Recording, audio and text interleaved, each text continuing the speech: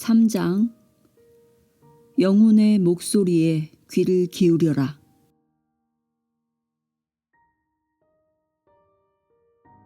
바다의 광대함 속에는 애고가 없다. 달이나 위성처럼 아주 먼 곳에서 보면 바다는 조용하고 생명이 없는 듯 보인다. 지구라는 별에 파란색 띠를 두른 것처럼 넓게 이어져 있을 뿐이다. 하지만 가까이 다가갈수록 바다는 끊임없이 움직이고 있음을 알 수 있다. 조류와 소용돌이, 파도가 넘실거린다. 우리는 이런 바다의 모습을 분명한 실제로 여긴다. 파도가 하나씩 만들어질 때마다 우리는 그것이 솟아올라 해안으로 밀려가 부서지는 것을 볼 수 있다. 하지만 파도를 바다에서 분리하는 것은 불가능하다. 당신은 양동이를 가져다 파도를 떠서 집으로 가져갈 수 없다. 하나의 파도 사진을 찍어서 다음날 바닷가로 가져가더라도 그것과 완전히 똑같은 파도는 찾을 수 없다. 우리가 영혼을 이해하려고 할 때 바다는 멋진 비유를 제공한다. 바다를 비국소적 실제, 무한한 가능성의 장, 모든 것을 공조시키는 존재의 가상의 차원이라고 상상하라. 우리들 각자는 그 바다에 떠있는 하나의 파도와 같다. 우리는 가상의 차원으로부터 창조되고 그것은 현재 우리 모습의 핵심을 이루고 있다. 파도가 특정한 모양을 취하는 것처럼 우리 역시 비국소적 실제에서 비롯된 복잡한 패턴을 보여준다. 이렇듯 거대하고 무한한 가능성의 바다가 물질 세계에 존재하는 모든 것들의 본질이다. 바다는 비국소성을 나타내고 파도는 국소성을 나타낸다. 이 두 가지는 밀접하게 관련되어 있다. 국소적이면서 비국소적인 영혼의 이중성. 영혼을 비국소적 영역, 곧 가상의 영역에서 생겨나는 것으로 정의한다면 우주 안에서 우리의 위치는 정말로 분명해진다. 우리는 국소적이면서 비국소적이다. 즉, 비국소적 지성에서 생겨나는 개인적인 패턴이며 모든 사람과 모든 것 속에 포함되어 있다.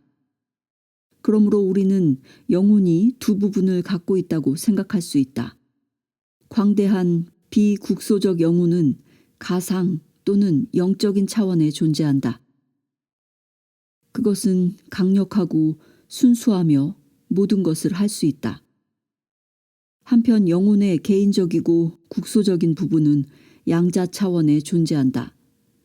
그것은 우리의 일상적인 삶에까지 영향을 미치며 우리 모습의 본질이 담겨 있다.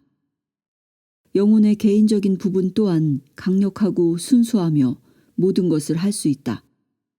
우리들 각자의 내면에는 무한한 정신이 갖고 있는 잠재력이 있다. 우리가 자아라고 생각하는 개인의 영혼은 영원한 영혼이 밖으로 드러난 것이다. 영혼의 차원에서 사는 법을 배울 수 있다면 우리는 자신의 가장 훌륭하고 빛나는 부분이 우주의 리듬과 연결되어 있음을 알게 될 것이다. 스스로 기적을 창조할 수 있음을 진정으로 깨달을 것이다. 두려움과 욕망, 증오와 불안, 망설임을 넘어설 것이다. 영혼의 차원에서 사는 것은 에고를 과감히 초월하고 물질계의 일이나 결과에 집착하는 마음의 한계를 넘어선다는 뜻이다. 바다의 광대함 속에는 나를 봐달라고 외치는 개별적인 자아가 없다. 파도와 소용돌이와 조류는 있지만 그 모든 것이 결국 바다다. 우리 모두는 사람으로 가장하고 있는 비국소적인 패턴들이다. 결국 그 모든 것은 영혼이다. 그럼에도 우리 모두는 자신의 개별성을 분명히 느낀다. 그렇지 않은가? 우리는 감각을 통해 우리 몸이 실제하고 자신의 생각이 있다는 걸 느낌으로써 안심한다. 우리는 배우고 사랑에 빠지고 아이를 갖고 자신의 일을 한다. 그런데 우리는 왜 자신의 내면에서 이런 광대한 바다가 출렁이는 걸 느끼지 못하는 걸까? 왜 우리의 삶은 한계가 있는 듯 느낄까? 이 모든 것에 답하려면 존재의 세 가지 차원으로 돌아가야 한다. 관찰 대상의 선택과 해석에 영향을 미치는 영혼. 우리가 실제 하는 세계라고 부르는 물질의 차원에서 영혼은 관찰에 열중하는 관찰자다. 당신이 무언가를 관찰할 때 거기에는 세 가지 요소가 포함되어 있다. 첫 번째 요소는 관찰 대상으로서 물질계에서 일어난다. 두 번째 요소는 관찰 과정으로서 마음의 차원에서 일어난다. 세 번째 요소는 실제적 관찰자, 곧 우리가 영혼이라고 부르는 것이다. 여기서 관찰의 세 가지 요소를 보여주는 단순한 예를 살펴보자. 먼저 다리가 4개이고 털이 복슬복슬한 동물이 당신의 관찰 대상이라고 가정하자. 당신의 눈은 대상의 시각적 이미지를 받아들여 그 신호를 마음에 보내고 마음은 그 대상을 개라고 해석한다. 하지만 누가 개를 관찰하는 것일까? 자신의 자각을 내면으로 돌린다면 당신은 자기 안에 있는 어떤 존재를 자각하게 된다. 그 존재는 바로 당신의 영혼이다. 곧 광대한 비국소적 지성이 확장되어 당신 안에서 생겨난 것이다. 따라서 마음은 삶의 과정에 관련되지만 영혼은 아는 자이다. 이러한 존재, 자각, 아는 자, 영혼은 변치 않는다. 그것은 물질계의 변화하는 풍경 속에서 변하지 않는 기준이 된다. 우리는 저마다 영혼을 갖고 있다. 하지만 우리들 각자는 서로 다른 장소에서 서로 다른 경험을 하면서 관찰하기 때문에 완전히 같은 것을 같은 방식으로 관찰하지 않는다. 우리의 관찰 결과가 다른 것은 마음이 해석하기 때문이다. 예를 들어 똑같은 개를 관찰하면서 당신과 나는 각각 다른 생각을 할 수 있다. 나는 개를 사나운 동물로 보고 두려워하는 반면 당신은 개를 다정한 친구로 생각할지도 모른다. 우리의 마음은 관찰한 것을 다르게 해석한다. 개를 볼 때 나는 도망치지만 당신은 휘파람을 불면서 개와 함께 논다. 해석은 마음 차원에서 일어난다. 하지만 그것은 경험으로 제한되는 개인의 영혼들이다. 과거의 경험을 되살리는 기억으로 영혼은 삶 속에서 우리의 선택과 해석에 영향을 준다. 이렇게 작은 기억의 나달과 씨앗이 평생 동안 개인의 영혼 속에 쌓이며 이런 경험에 토대를 둔 기억과 상상력의 조합을 우리는 카르마라고 부른다. 카르마는 영혼의 개인적인 부분, 곧 존재의 핵심에 있는 파도에 쌓이면서 그것에 색깔을 입힌다. 이와 같은 개인의 영혼이 의식을 지배하며 우리들 각자가 나중에 어떤 사람이 될 것인지를 결정하는 기본 틀을 제공한다. 덧붙여 우리가 하는 행동은 개인의 영혼에 영향을 미치고 우리의 카르마를 더 좋거나 나쁘게 변화시킬 수 있다. 영혼의 비국소적인 부분인 우주는 우리의 행동에 영향을 받지 않을 뿐 아니라 순수하고 변함없는 정신에 연결되어 있다. 사실 우리는 깨달음을 이렇게 정의할 수 있다.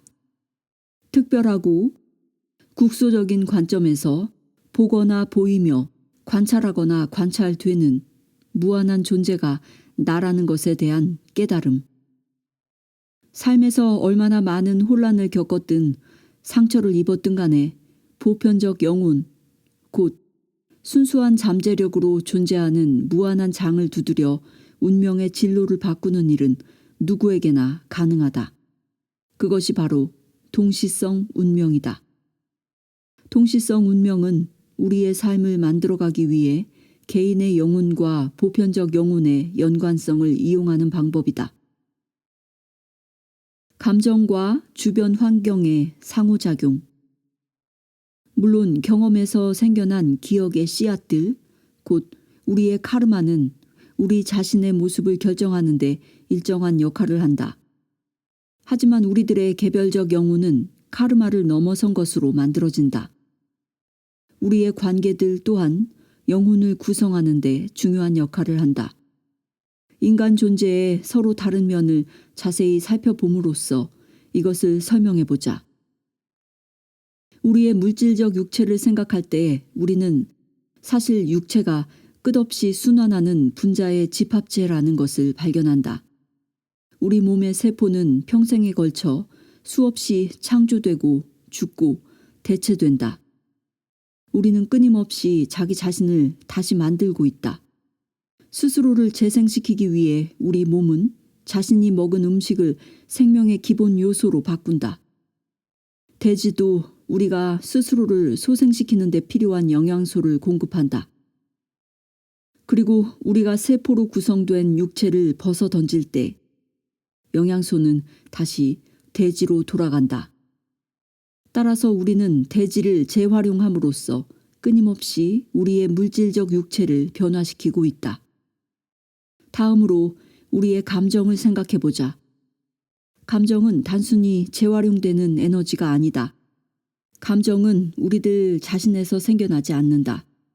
감정은 상황과 관계, 사건에 의해서 우리 안으로 들어오거나 빠져나간다. 2001년 9월 11일 세계무역센터가 무너진 비극의 날, 두려움과 공포는 보편적인 감정이었다. 그날 일어난 일들이 그 감정들을 일으킨 것이다. 그처럼 강력한 감정이 몇 달 동안 지속되었다. 감정은 결코 다른 것과 상관없이 생겨나지 않는다. 그것은 언제나 환경과의 상호작용 때문에 일어난다. 환경과의 관계가 없다면 감정도 없다. 따라서 내가 어떤 분노에 휩싸일지라도 그것은 사실 나의 분노가 아니다. 그것은 그 순간 나에게 머물고 있는 분노다. 최근에 비슷한 감정을 느끼는 사람들에게 둘러싸였던 때를 떠올려보라. 이를테면 분노한 군중이나 장례식에서 애도하는 사람들, 또는 축구장에서 경기에 이겨서 환호하는 관중들에게 둘러싸였던 경우를 말이다. 그 순간 당신이 주변 사람들의 감정에 휩싸이지 않기란 거의 불가능했을 것이다. 그렇게 많은 사람들이 동시에 표현하는 감정은 말할 수 없이 강력하기 때문이다. 그 상황에서 그들의 감정이 당신의 분노와 슬픔, 환희는 아니었을 것이다. 이처럼 모든 감정은 그 순간에 당신의 상태를 규정하는 상황과 환경, 관계에 의존한다. 그렇다면 우리의 생각은 어떤가? 사실 우리의 생각은 재활용된 정보다. 우리가 갖고 있는 모든 생각은 실제로 집단적 데이터베이스의 일부분이다. 아마도 100년 전이라면 델타 비행기를 타고 디즈니 월드에 갈 거야 라고 말하기는 불가능했을 것이다. 당시 세상에는 그런 것들이 없었다. 따라서 나는 그런 생각을 가질 수가 없었다. 당시에는 사업용 비행기는 말할 것도 없고 디즈니 월드나 델타 항공도 없었다. 독창적인 생각들조차도 대체로 정보를 재활용한 것이며 재활용된 집단적 정보를 바탕으로 창조성이 양자 도약을 한 결과다. 모든 창조성의 밑바탕은 예측 불가능한 양자 도약에 있다. 양자 도약이라는 말을 많이 쓰지만 그것은 사실 매우 특별한 의미를 갖고 있다. 우리가 학교에서 원자를 배울 때 원자 속에는 양성자와 중성자를 포함한 핵이 있으며 전자가 각각 다른 궤도에서 핵 주위를 돌고 있다는 설명을 들었다. 우리는 전자가 특정한 궤도에 머물러 있지만 때로는 다른 궤도로 자리를 옮긴다는 이야기도 들었다. 에너지를 흡수하면 전자는 더 높은 궤도로 도약할 수 있다. 반대로 에너지를 방출하면 전자는 더 낮은 궤도로 떨어질 수 있다. 우리들 대부분이 들어보지 못한 이야기는 전자가 다른 궤도로 자리를 바꿀 때 공간을 거쳐서 새로운 자리에 도착하지 않는다는 사실이다.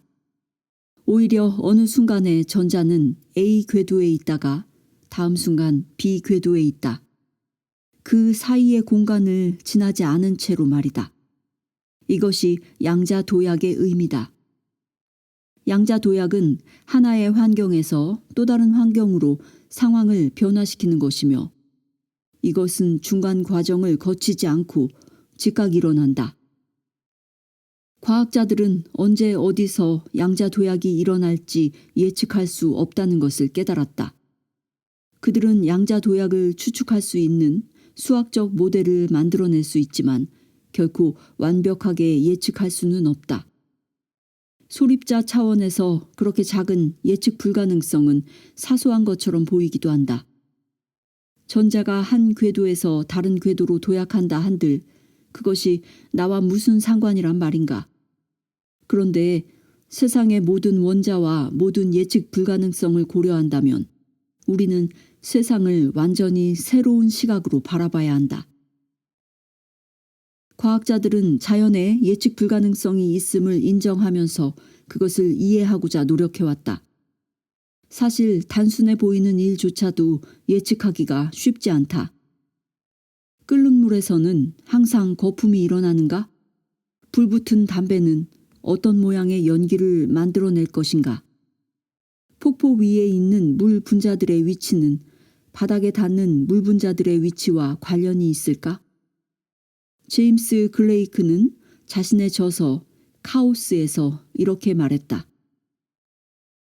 표준 물리학에 대해 생각한다면 신이 모든 물 분자를 가져와서 마음대로 뒤섞는 편이 나을 것이다. 카오스, 즉 혼돈에 대한 새로운 과학적 방법론은 복잡한 수학적 모델을 이용하여 예측할 수 없는 것을 예측하려 하고 있다. 고전적인 예를 하나 든다면 미국 텍사스에서 나비 한 마리가 날개를 퍼덕이면 6일 뒤 일본 도쿄에서 태풍이 일어난다는 식이다. 두 사건의 관련성은 분명치 않은 듯 보이지만 어쨌든 존재한다. 나비가 만든 작은 기압의 변화는 확대되고 증폭되어서 회오리 바람을 일으킬 순 있지만 그것 때문이라고는 완전히 예측할 수 없는 것이다. 이런 사정 때문에 일기예보가 그토록 자주 틀리는 것이다. 이틀 뒤의 기상 예측을 믿기 어려운 이유도 거기에 있다. 하지만 세상에서 일어날 수 있는 모든 일 중에서 날씨는 비교적 예측이 쉬운 편에 속한다. 이와 마찬가지로 영적인 차원에서 볼 때 우리의 삶이 어떤 방향으로 나아갈지 우리는 진정 알 수 없다. 나비의 날갯짓 같은 사소한 의도와 행동이 우리의 운명에서 어떤 변화를 일으킬지 전혀 알 수 없다. 아울러 이런 상황은 우리가 신의 마음을 진정으로 알 수 없음을 알려주고 있다. 우리는 어떤 일이 언제, 어디서, 어떻게 일어날지 알 수 없다. 끓는 물처럼 매우 단순한 현상조차도 우리는 예측할 수 없다. 우리는 불확실성에 굴복해야 하며 그러면서 그것의 복잡한 아름다움을 감상해야 한다. 모든 창조성은 양자도약과 불확실성의 바탕을 두고 있다. 특별한 순간에 정보의 집단적인 토대로부터 진정으로 독창적인 생각이 나온다. 창조적인 생각은 몇몇 운 좋은 사람의 머리에서 나오는 것이 아니라 집단적 의식에서 나온다. 이따금 여러 사람이 동시에 굉장한 과학적 발견을 하는 이유가 거기에 있다. 그런 생각들은 이미 집단적 무의식 속에서 돌아다니고 있으며 마음은 그 정보를 해석할 준비가 되어 있다. 이것이 천재의 본질이다. 천재는 아무도 그 존재를 인식하지 못하는 순간에 누구라도 알 수 있는 그것을 이해하는 것이다. 이 순간에는 혁신적이고 창조적인 생각이 존재하지 않다가도 다음 순간 그것은 우리 의식 세계의 일부분이 된다. 그 사이에 생각은 어디에 있었을까? 창조적인 생각은 가상의 영역에서 온다. 보편적 정신의 차원, 모든 것이 잠재력으로 존재하는 영역에서 말이다. 때로 이 잠재력은 예측 가능한 것을 창조하고 또 다른 때에는 독창적인 것을 창조하지만 이 영역에서는 모든 가능성이 이미 존재한다. 개인적이면서 동시에 보편적인 영혼. 우리의 육체가 재활용된 대지이고 우리의 감정이 재활용된 에너지이며 우리의 생각이 재활용된 정보라면 당신을 개성을 지닌 한 개인으로 만드는 건 무엇일까? 당신의 개성은 또 어떻게 만들어지는가? 그런데 개성 또한 우리 자신에게서 비롯된 것은 아니다. 개성은 주변 상황을 선택적으로 받아들이는 것과 다양한 관계를 통해서 창조된다. 가까운 친구에 대해 생각해보라. 당신은 그 친구를 어떻게 정의할 수 있는가? 우리들 대부분은 친구의 삶 속에 있는 사람들을 묘사함으로써 그를 정의한다. 친구의 배우자와 자식들과 부모님, 그리고 함께 일하는 사람들에 대해 언급하는 것이다.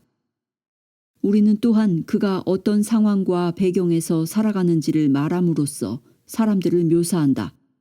즉, 그 사람이 어떤 일을 하고 어디에 살며 어떤 여가 생활을 즐기는지를 말한다. 이처럼 우리가 개성이라고 말하는 것은 인간 관계와 상황의 토대 위에 서 있다. 그렇다면 우리는 이렇게 물을 수 있다. 내 육체와 감정, 생각과 개성이 모두 독창적인 것이 아니고 내가 창조하지 않았다면 나는 도대체 누구인가?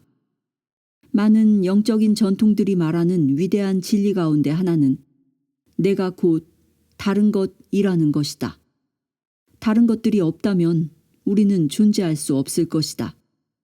당신의 영혼은 다른 모든 영혼이 반영된 것이다. 당신이 지금의 모습을 갖게 해준 상호작용의 복잡한 거미줄에 대해 생각해보라. 당신의 가족들, 친구들, 지금까지 만났던 모든 선생님과 그부들, 당신이 찾아간 모든 가게에서 일하던 점원들, 당신이 함께 일했거나 삶의 어느 순간에 접촉했던 모든 사람들과의 관계에 대해 생각해보라. 그 모든 사람들이 당신에게 미쳤을지도 모르는 영향을 이해하려면 당신은 그들이 어떤 사람인지 알아야 한다. 당신은 관계의 거미줄에 있는 각각의 사람들을 이해하기 위해 그들을 둘러싸고 있는 또 다른 관계의 거미줄을 설명해야 한다. 결국 당신은 단 한 사람을 정의하기 위해 우주 전체를 설명할 필요가 있음을 발견할 것이다. 따라서 모든 개인은 실제로 우주 전체다. 당신은 무한한 존재이지만 단지 특별하고 국소적인 시각을 통해 보이고 있을 뿐이다. 당신의 영혼은 보편적이면서 동시에 개인적인 성격을 지닌 당신의 부분이다. 당신의 영혼에는 다른 모든 영혼이 반영되어 있다. 이런 식으로 영혼을 정의할 때 당신의 영혼은 개인적이면서 동시에 보편적이다. 영혼은 당신의 개인적 경험을 넘어서는 의미와 암시를 지니고 있으며 수많은 관계 속에서 해석하고 선택하는 관찰자다. 이런 관계들은 우리 삶의 이야기를 구성하는 배경과 환경, 사건들을 제공한다.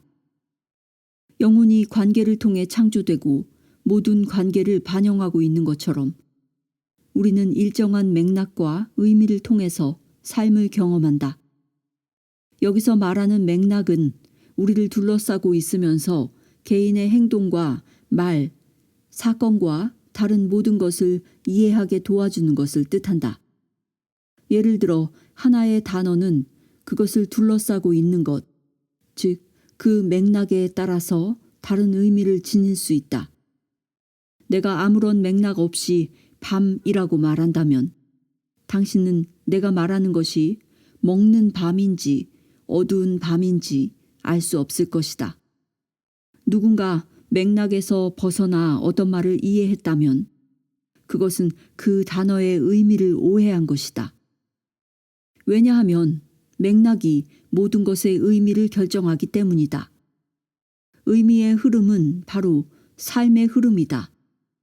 맥락은 우리가 삶에서 만나는 것을 어떻게 해석할 것인지를 결정하며 이런 해석이 우리의 경험이 된다. 결국 우리는 영혼에 대해 더욱 완전한 정의에 이르게 된다. 영혼은 카르마의 바탕을 두고 해석하고 선택하는 관찰자다. 또한 영혼은 수많은 관계이며 그것에서 맥락과 의미가 생겨난다. 영혼은 이런 맥락과 의미의 흐름이며 그것을 통해 우리는 삶을 경험한다. 따라서 우리는 바로 영혼을 통해서 우리들 자신의 삶을 창조한다. 가상의 기억은 구체화로 실제적인 기억이 된다. 영혼의 이중적인 성격을 이해하고 잠재력이 충만한 비국소적 영역으로 들어가는 최선의 방법은 명상이다. 명상은 보통 우리를 물질계에 묶어두는 실타래처럼 얽힌 생각과 감정을 뛰어넘어 영혼의 차원에 이르게 한다. 우리가 명상을 하기 위해 눈을 감을 때 저절로 여러 가지 생각들이 생겨난다. 우리는 오직 기억과 상상 두 가지 생각만 할 수 있다. 하지만 우리가 이미 논의한 것처럼 이런 생각들은 물질적인 몸에서 생겨난 것이 아니다. 생각과 관련된 간단한 실험을 해보자. 당신이 어제 먹었던 저녁 식사를 떠올려 보자. 무엇을 먹었는지 기억할 수 있는가? 음식 맛은 어땠는가? 주위에서 어떤 대화가 오갔는가? 내가 이런 질문을 하기 전에 그것에 대한 정보는 어디에 있었는가? 저녁 식사는 실제로 일어난 일이었지만 그것에 대한 정보는 잠재적인 정보 이외로는 존재하지 않았다. 외과 의사가 우리의 뇌를 아무리 들여다봐도 당신이 저녁 식사 때 먹은 음식에 관한 정보는 없을 것이다. 기억은 우리가 그것을 불러낼 때까지 영혼의 차원에 머문다. 우리가 의식적으로 저녁 식사를 회상하기로 결심하면 전기적인 활동과 화학물질의 분비가 뇌가 움직이고 있음을 알려준다. 하지만 우리가 기억을 끌어내기 전에 그 기억은 우리의 뇌 속 어디에도 없다. 오직 질문을 하거나 그 일을 회상하려 할 때 가상의 기억은 실제적인 기억이 된다. 상상력도 마찬가지다. 가상의 영역에서 생각이 일어날 때까지 그것은 우리의 정신적, 물질적인 삶 속에 존재하지 않는다. 하지만 상상력은 우리의 몸과 마음에 강력한 영향을 미칠 수 있다. 생각의 작용에 대한 평범하면서도 가장 효과적인 실험이 있다. 레몬을 적당히 썬 뒤에 그 조각을 이빨로 물고 깨무는 상상을 하는 것이다. 당신이 이빨로 꽉 깨물 때 과즙이 입 안으로 분출하는 것을 상상해보라. 당신이 대부분의 사람들과 비슷하다면 그런 상상만으로도 입안에 침이 흥건히 고일 것이다. 당신의 육체는 그런 식으로 당신의 마음이 말하는 것을 믿는다.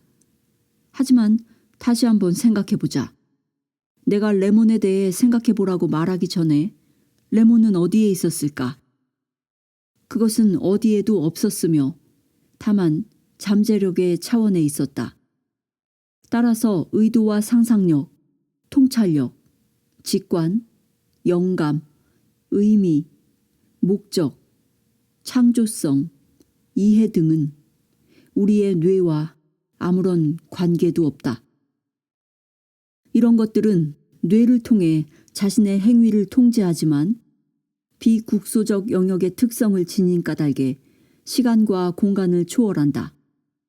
그럼에도 그런 생각들의 영향력은 매우 강력한 것처럼 보인다. 일단 그런 생각들이 우리 마음속으로 들어오면 우리는 그것과 함께 무언가를 해야 한다.